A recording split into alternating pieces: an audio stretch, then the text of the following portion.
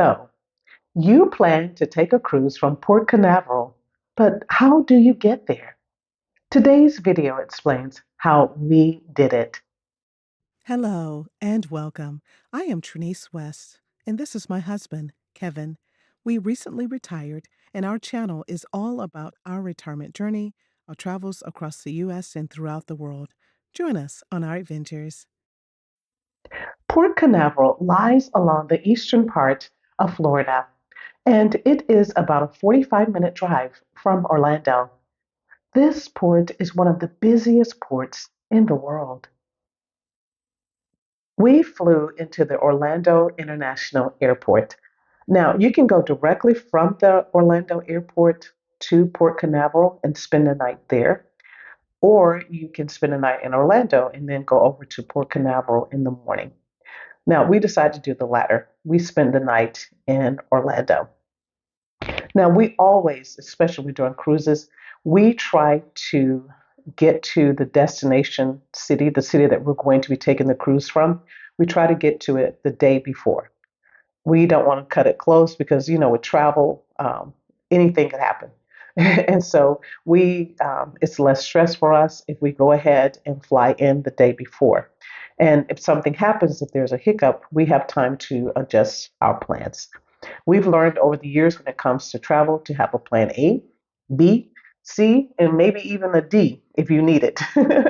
So if things go south and your travel plans fall through or fall apart, at least you have a chance to adjust and still get to the cruise ship on time before it sets sail.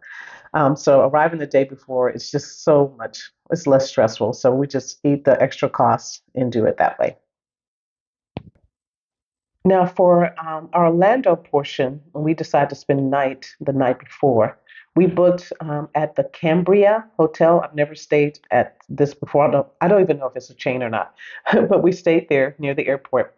Now, the hotel offered a free shuttle from the airport. We often try to book hotels that offer a free shuttle, so that's one less cost that we have to pay for. So we took the shuttle from the airport to the hotel and spent the night. Now, this hotel was your standard hotel. It was very comfortable, and the staff at the actual hotel, the front desk, and in the restaurant that was there, they were very friendly. And so we enjoyed our stay there. We ate dinner at the hotel, and it was good and reasonably priced. Sometimes when you eat at the hotel restaurant, it's terrible, but and overpriced. In this case, it was not bad. The cost for the night at this particular hotel, as of this recording, was $206, and Kevin booked this one using Hotels.com. So he was able to get more points that way too. So that's a nice little perk for us. Now, if you like to see attractions in Port Canaveral, you may want to land at the Orlando airport and go ahead and head over to Cape Canaveral because there are some things that you can do. We've been over there before, and yeah, I'll maybe do that again sometime as well. Now, for this particular transportation to get from the Orlando area to Port Canaveral, there's several shuttle companies that you can use that will transport you there. We use the company Cruise Control. I will put the link to their website in the description below. The price at the time of this recording was $25 per person. So we're here in the lobby and we're waiting for our shuttle.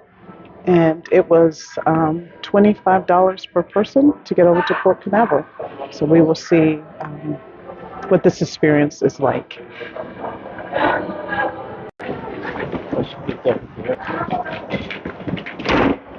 Okay, looks like he's arrived just on time for our shuttle. Hello. Hi. Thank you. Okay, thank you. So much. You're welcome. There's our shuttle. Now, the driver arrived promptly at 9:30 a.m. You can arrange for the shuttle company to pick you up from the airport, cruise control to pick you up from the airport, or you can have them go to a hotel that's near the airport. The ride over was about 45 minutes. It was a small van that could seat about 11 people. We arrived in Port Canaveral around 10:15 a.m.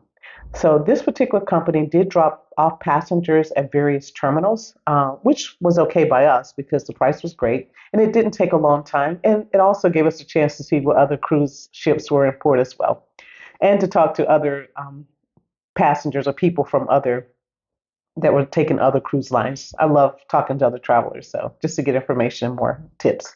We finally arrived at our terminal at approximately 10:30 a.m.